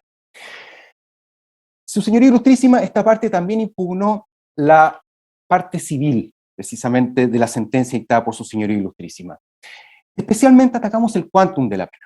Respecto al quantum de la pena, me permito invitar al tribunal a revisar especialmente los basamentos 79º y 80º de la sentencia dictada por el tribunal de base, en donde, en este último considerando, fija el monto indemnizatorio en 100 millones de pesos dirigidos a reparar el daño moral que ha afectado a mi representada. Esta parte, ilustrísimo tribunal, en la demanda impetrada solicitó un monto mayor al que fijó el tribunal de bases. Esta parte solicitó 200 millones de pesos, especialmente teniendo en consideración la gravedad de los hechos. Y para fijar el monto indemnizatorio, ilustrísimo tribunal, creo que es muy relevante tener en consideración dos elementos desde el derecho internacional. Una, la Convención contra la Tortura y otros tratos o penas crueles, inhumanos y degradantes, que establece en su artículo 14 que la víctima que ha sufrido torturas o otros tratos o penas crueles, inhumanos o degradantes debe recibir una indemnización justa, adecuada y proporcional, atendida a la gravedad de los crímenes que se han cometido en su contra. Pero por otra parte, ilustrísimo tribunal, y por cierto, ese tratado ha sido suscrito por Chile, se encuentra ratificado y se encuentra vigente, forma parte de nuestro sistema normativo jurídico.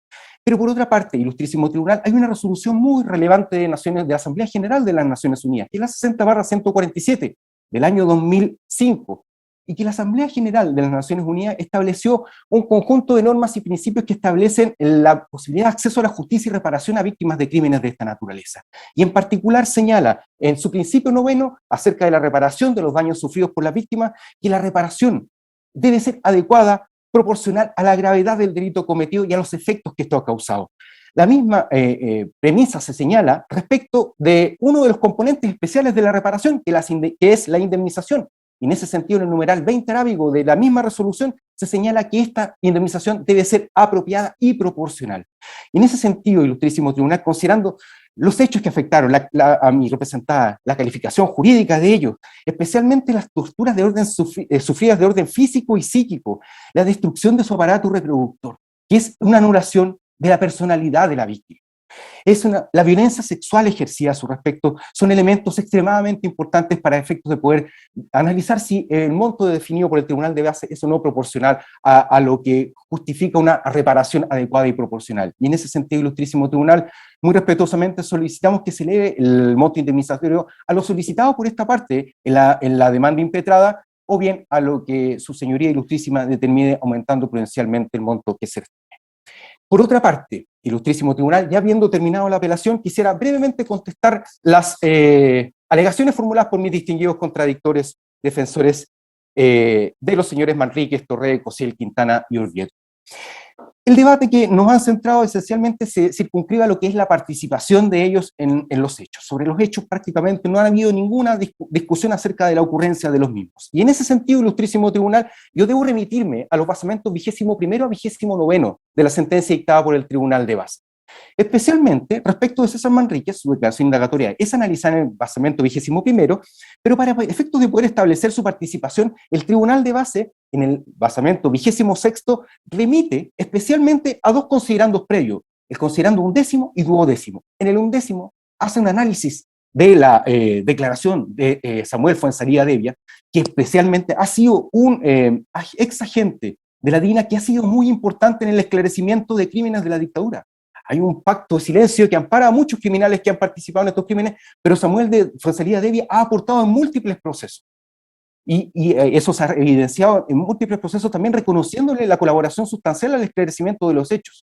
Es una persona que ha manifestado de manera, en los testimonios que ha aportado en los procesos, y en particular de manera circunstanciada los detalles que circunscriben los hechos criminales que él pudo tomar conocimiento. En ese sentido, genera verosimilitud el testimonio de Samuel Fuenzalía Devia. Pero además mencionaba, ilustrísimo tribunal, que hay otro basamento que cita la ministra en este considerando 26º, que es el considerando 12º, en donde el tribunal recoge los elementos que permiten fundar la orgánica precisamente de Londres 38, en donde tenía un rol preponderante César Manríquez Bravo, y en donde también prestó sus funciones criminales Ciro Torré, en donde se recogen 9 testimonios de ex agentes que dan cuenta precisamente, que permiten al tribunal precisamente fundar las participaciones que se les atribuyen a ellos en estos delitos. Y particularmente respecto de Manríquez también está su hoja de vida incorporada a la presente causa, ilustrísimo tribunal. Respecto de Ciro Torré, ilustrísimo tribunal, me remito a lo ya señalado respecto del señor Manríquez, aunque marcando diferencia que su declaración indagatoria es recogida por el tribunal en el basamento 22º, y esto especialmente, ilustrísimo tribunal, porque al momento de analizar la orgánica de Londres 38, la ministra en su sentencia analiza conjuntamente en ese sentido cuál ha sido la intervención que han tenido precisamente César Manríquez Bravo y Ciro Torré en los respectivos hechos criminales. Ilustrísimo tribunal, respecto de Claudio Cosiel, del señor Quintana y del señor Orvieto Tilpitzky, debo señalar que también el tribunal analiza especialmente las declaraciones indagatorias, o recoge las declaraciones indagatorias, respectivamente en los basamentos 23º, 24º y 25º, y también en el considerando 26º se hace cargo de la participación de ellos, especialmente respecto de todos también reconduce a los considerando, en este caso, respecto de las 3 personas antes nombradas que prestaron funciones criminales en la escuela de Tejas Verde, en el campo prisionero de Tejas Verde, particularmente en el considerando 15º, en donde se refieren los testimonios de 6 agentes que prestaron funciones en Tejas Verde y que dan cuenta particularmente de la participación. Especialmente, yo quisiera hacer alusión, ilustrísimo tribunal, respecto de que el señor Luis Carriel Espinosa imputa al señor Quintana Salazar participación en los hechos, el señor Jorge Alarcón imputa al señor Quintana participación en los hechos, el señor Fernando Cerda imputa participación a Claudio Cosiel en los hechos, el señor Valentín Escobedo imputa participación al señor Orvieto, Cosiel y también al señor Quintana en los términos que ha referido también mi distinguida contradictora que me antecedió la intervención.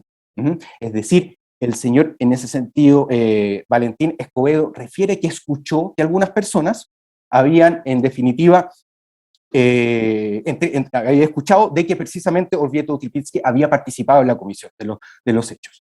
Efectivamente está esa declaración posterior, pero yo creo que también es importante respecto a Orvieto Tilpitzky señalar 2 elementos que son extremadamente relevantes y que deben haber llevado efectivamente a la convicción de su señoría ilustrísima, la señora Marianela Cifuentes Alarcón, a dictar este veredicto condenatorio respecto de él. Particularmente, se ha obviado por parte de su defensa letrada citar la declaración de don Carlos Aires Moreno.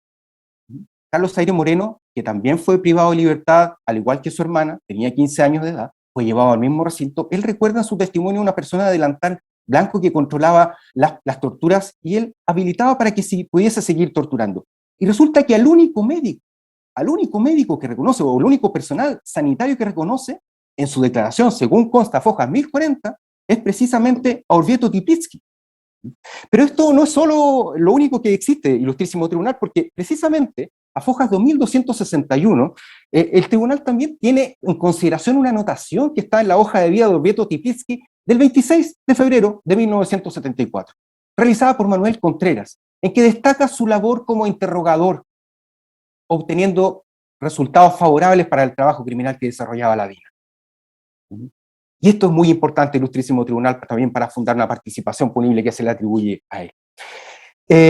Ilustrísimo tribunal, quisiera también señalar que en ese sentido concurren todos los elementos que permiten establecer que la hipótesis de autoría que aquí concurre es aquella prevista en el artículo 15, numeral 3º del Código Penal.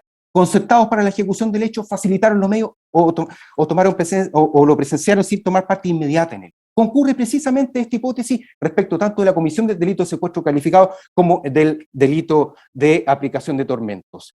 La ministra rechaza la falta de participación, particularmente en el basamento 29º de la sentencia del Tribunal de Base, y con eso queda firme a juicio de esta parte y totalmente justificada la participación de estos 5 individuos en los delitos que se le han atribuido.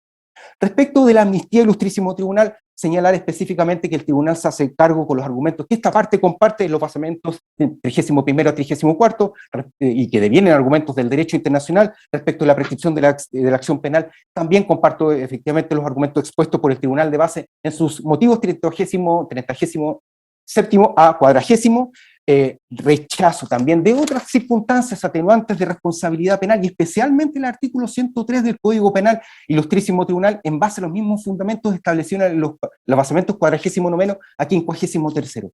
Estos son crímenes de lesa humanidad y no puede aplicarse la media prescripción a crímenes de lesa humanidad porque son delitos imprescriptibles y malamente se podía predicar de ellos que ellos podían medio prescribir si no pueden prescribir. Así lo mandata el derecho. Por otra parte, ilustrísimo tribunal, tampoco concurre la circunstancia atenuante del artículo 211 del Código de Justicia Militar, como establece el tribunal y lo argumenta en los basamentos 55º a 56º. No hay una orden propia del servicio que emane y que pueda justificar la realización de estas conductas criminales. Y finalmente, en relación al Consejo de Defensa del Estado, ilustrísimo tribunal, quisiera señalar específicamente que la sentenciadora se hace cargo de las excepciones de pago y de prescripción.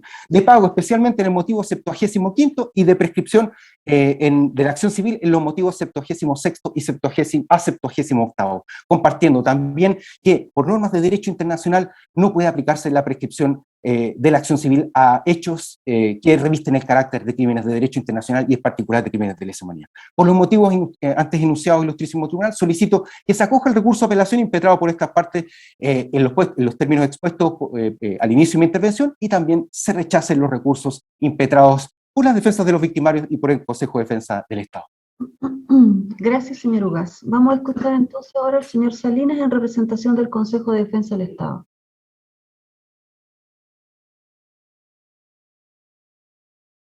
Muy buen día. Con la venia de la señora Presidenta y de este ilustrísimo tribunal, alego por el Consejo de Defensa del Estado, Fisco de Chile, y solicito, su señoría, se revoque la sentencia solo en cuanto a la parte civil. No voy a referir nada en absoluto a los hechos, pues creo que ha sido las relaciones que me ha tocado escuchar más completas en años que nos toca participar en estos eventos. Así que, con todo respeto también, felicito al señor relator por la acuciosidad en su exposición. Voy a lo requerido. En primer término, y tal como señaló el distinguido colega Ugaz, el fallo rechaza las excepciones de pago o indemnización satisfactiva y la indemnización de prescripción principalmente como la atingente a los montos a que fue condenado el Fisco de Chile. Hay una demanda por 200 millones de pesos y la sentencia señala que condena al pago de 100 millones de pesos al Fisco de Chile, a lo cual referiré algunos minutos. Primero, el tribunal rechaza la excepción de reparación satisfactiva, obviando tanto el contenido del mensaje de la ley 19.123 como leyes posteriores de reparación, en cuanto expresamente estas leyes han señalado que tenían por objeto reparar el daño moral, así lo refiere el legislador, el daño moral. El daño moral. Y el Estado no solo ha cumplido con esta obligación y con este acometido, indemnizando miles de millones de dólares, reconociendo la responsabilidad estatal. Pero no solo en cuanto a lo patrimonial, el próximo tribunal, lo voy a hacer muy breve porque en esto en realidad hay demasiadas sentencias al respecto. pero sencillamente también quiero dejar en claro en esta exposición que el Estado ha efectuado reparaciones no patrimoniales tales como el memorial, ¿no es cierto? El memorial, el cementerio general, el Día Nacional del Detenido Desaparecido, el Museo de la Memoria, el Premio Nacional a los Derechos Humanos, constitución de diversos otros memoriales, construcción de programas de beneficios sociales, educacionales, de salud pública.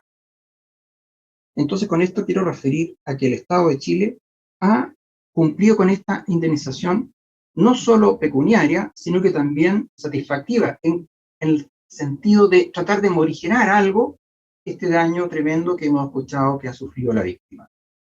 Y importa entonces, ilustrísimo tribunal, a este respecto, muy importante es tener en cuenta el antecedente que rola Fojas 2010, donde se indican diversas sumas percibidas por la actora, o sea, la víctima. Y aquí entonces voy a un concepto, ilustrísimo tribunal, que fue planteado años atrás por un distinguido abogado integrante de esta misma Corte de Apelaciones, y que después donó su biblioteca, ¿no es cierto?, a una universidad. Y me refiero al señor Fuello. Fuello era clarísimo cuando señalaba y establecía cuáles eran los requisitos del daño, ilustrísimo tribunal. Entonces, aquí somos un tribunal de derecho, y yo como abogado tengo que remitirme al derecho. Y en el derecho hay ciertas normas que rigen en todo el mundo, no es que sea solo en Chile. O sea, cuando hablamos de tratados internacionales, etcétera, también tenemos que referirnos a qué es lo que dice la doctrina internacional en cuanto al daño, que debe ser cierto, directo, y no estar indemnizado.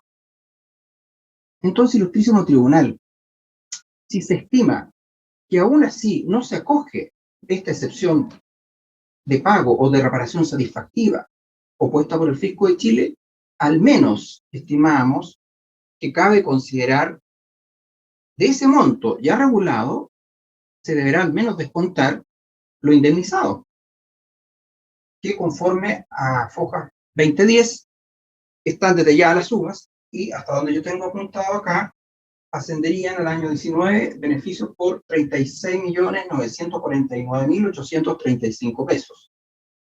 Porque entonces también tiene que haber un grado de igualdad y de equidad respecto de cualquier otro demandante. O sea, cabe, en ese caso, reconocer lo que ya se ha pagado por indemnización. Eso es conforme se enseña en derecho civil acá en Chile, en Italia, en Argentina, en Alemania, en cualquier lugar del mundo, incluso en el Common Law. La segunda excepción, la prescripción extintiva. El fisco alega la prescripción extintiva, ¿no es cierto?, 2332, nuestra legislación patria, en relación con el 2497. Y agradezco a mi colega Francisco Ugaz, ¿no es cierto?, la mención a la resolución 60-147 de la Asamblea Nacional de las Naciones Unidas, donde esa resolución, precisamente, en su párrafo quinto, artículos 6 y 7, establece especialmente que las normas de prescripción, no penal, sino que en cuanto a la satisfacción e indemnización a las víctimas, que establezcan los países adherentes, no deberían ser excesivamente restrictivas. O sea, ¿qué es lo que dice las normas de derecho internacional al respecto? Y que en buenas cuentas no podemos considerar prescripciones de corto tiempo. Solamente hasta ahí voy a exponer, porque está claro que han transcurrido 40 años. O sea, está de sobra el plazo del cuadrienio. Bien, si bien es cierto, debo reconocer que existen múltiples fallos de la segunda sala, integrada por muchos años con los mismos integrantes de la excelentísima Corte Suprema, donde tenían un criterio. También en derecho se nos enseña, o así, ¿no es cierto?, se le explica a los estudiantes o a quienes inician el derecho, que existe una institución que se llama la unificación de jurisprudencia. ¿Y por parte de quién? Del Tribunal Superior, Corte Suprema. Y el único fallo de unificación reconoce la prescripción civil. Bien, eso en cuanto a la excepción de prescripción. Entonces, señoría ilustrísima, nosotros estimamos que la indemnización, de ser acogida, debe considerar estos elementos a que me he referido, vale decir, los montos ya pagados por el Estado de Chile. Y en segundo lugar, que pese a lo que hemos escuchado de este relato bastante terrible, ¿no es cierto? Y no niego de ninguna manera la calidad de víctima de la demandante, pero también es necesario tener presente cuáles son los baremos que rigen hoy día en cuanto a criterios de indemnización por parte de nuestros máximos tribunales. Y ustedes mismos saben, esta misma Corte reconoce, ¿no es cierto?, ciertos baremos, que el bien jurídico más importante, al cual no podemos eludir de ninguna manera, es el bien vida. Y respecto del fallecimiento o del bien vida, la indemnización por daño moral usualmente son determinadas respecto de hijos en máximo 100 millones de pesos, cónyuge 80 millones de pesos, hermanos 50 a 20 millones de pesos. Por lo tanto, estaríamos por sobre los baremos reconocidos por nuestros propios tribunales de justicia. Es en base a eso que el fisco se ha alzado en cuanto a apelar respecto de la decisión civil del fallo y solicitamos se revoque en ese aspecto. Es todo, ilustrísimo tribunal.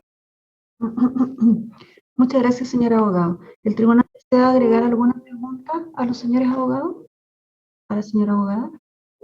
Yo quiero hacer una pregunta al presidente.